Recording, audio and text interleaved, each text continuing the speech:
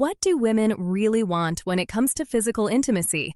It's a question that has been debated endlessly in conversations, in media, and across the internet. You'll often hear very different opinions. Some people insist that bigger is always better, while others share completely opposite experiences where size wasn't the defining factor at all. Because of all this conflicting information, many men end up feeling confused. They start comparing themselves to unrealistic portrayals in media or exaggerated stories online. And over time, this creates unnecessary pressure and insecurity. But what does real evidence actually show? I'm Dr. Rena Malik, a urologist specializing in men's and pelvic health, and today I want to break this topic down using actual research and real-world data, not assumptions, myths, or social media narratives. To understand genuine preferences, we first need to move away from guessing and look at how people behave in real situations. Interestingly, researchers have done exactly that by studying purchasing patterns in the adult wellness industry. Why is this useful? Because when people choose products designed for internal use, their decisions often reflect comfort, practicality, and real-life preference, not just theoretical opinions. Instead of asking people what they think they want, which can be influenced by ego, culture, or embarrassment, researchers analyzed what people actually buy and use. And what they discovered is quite revealing. Across multiple large online platforms that sell intimate wellness products, the most frequently chosen items tend to fall within a moderate size range. Not extreme, not exaggerated, but balanced and realistic. Most commonly selected products typically fall around average anatomical proportions. In other words, the majority of users do not gravitate toward extreme sizes, despite what popular culture might suggest. This already challenges a very common belief that bigger automatically means better. But the data tells a more grounded story. When researchers looked deeper into patterns across multiple retailers, they found that consistency matters far more than extremes. People generally prefer products that feel comfortable, natural, and easy to use rather than oversized or exaggerated options. This suggests something very important.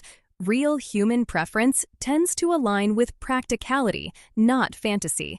And this is where many men start to feel relief when they hear the facts, because a lot of anxiety around size is built on comparison, not reality. It comes from media portrayals, jokes, and unrealistic expectations that don't reflect actual human behavior. In reality, most people prioritize comfort, connection, and overall experience far more than extreme physical traits. And that's exactly what we'll explore further as we go deeper into the research. But before jumping ahead, it's important to understand one key idea. Human intimacy is not defined by a single measurement. It never has been. There are many layers to satisfaction: emotional, physical, and psychological, and size is only one very small part of a much larger picture. As we continue, you'll see even more evidence showing how real-world preferences behave very differently from common assumptions. For now, just keep this in mind. What people say in theory is often very different from what they actually choose in real life. And that difference tells us a lot about what truly matters. When we continue looking at real-world research, the picture becomes even clearer. In another analysis of popular online retail platforms, researchers examined the most frequently purchased intimate wellness products over a wide sample range. These weren't random selections. They were the actual best-selling items chosen by thousands of users. And once again, a consistent pattern appeared. The average size of commonly purchased products stayed within a moderate and realistic range. In fact, many of the top-selling items closely mirrored natural human proportions rather than extreme or exaggerated dimensions. Some results showed average insertable lengths around the mid-range spectrum, slightly above basic averages in some cases, but still firmly within realistic limits. But here's where it gets even more interesting. Size alone was not the deciding factor in popularity. Instead, other features had a much stronger influence on purchasing behavior: comfort played a major role. So did ease of use, material quality, and overall design. Among these, girth, or thickness, was actually more influential than length in many cases. Even more surprising, products that were too large in circumference often ranked lower in popularity. This suggests that when things become too extreme, they may actually reduce comfort and satisfaction rather than improve them. This is an important insight because it goes against a very common assumption that increasing size automatically increases pleasure. The reality appears to be more balanced. Most users prefer something that feels natural, manageable, and compatible with the body rather than something extreme or oversized. This tells us something very important about human behavior in general. People tend to choose comfort over exaggeration when given real options. And this applies not just to products, but also to expectations in relationships. Because when you strip away myths and cultural pressure, what remains is a preference for connection, ease, and mutual satisfaction. Another key takeaway from this research is that perception often differs from reality. Many beliefs about ideal size are shaped by media, not actual lived experience. But when real choices are analyzed, a very different pattern emerges, one that is far more balanced and realistic. So if you're someone who has ever compared yourself to unrealistic standards, this data provides an important perspective shift. It shows that extremes are not the norm, and in many cases, they are not even preferred. Instead, what people consistently gravitate toward is something that feels right, works comfortably, and fits naturally into the experience. As we move into the next section, we'll explore why emotional and relational factors often matter even more than physical attributes. Because while physical traits get a lot of attention, they are only part of a much larger equation. And understanding that equation changes everything. Now that we've looked at physical preferences and purchasing behavior, it's time to zoom out and understand something even more important: what actually creates satisfaction in intimacy. Because while physical attributes get most of the attention in conversations, they are not the main drivers of real connection. In fact, multiple studies in sexual health consistently show that emotional and psychological factors play a far greater role in satisfaction than physical dimensions alone. Things like emotional comfort, communication, trust, and responsiveness often determine how fulfilling an experience feels for both partners. This means that even when physical factors are ideal, a lack of emotional connection can reduce satisfaction significantly. On the other hand, strong emotional bonding can greatly enhance the overall experience regardless of physical variations. Another important point is that expectations play a huge role. When someone approaches intimacy with pressure, anxiety, or unrealistic standards, it can affect confidence and performance. This is especially true for men who have been exposed to constant messaging that links masculinity with size or performance metrics. Over time, this creates unnecessary stress that doesn't reflect reality.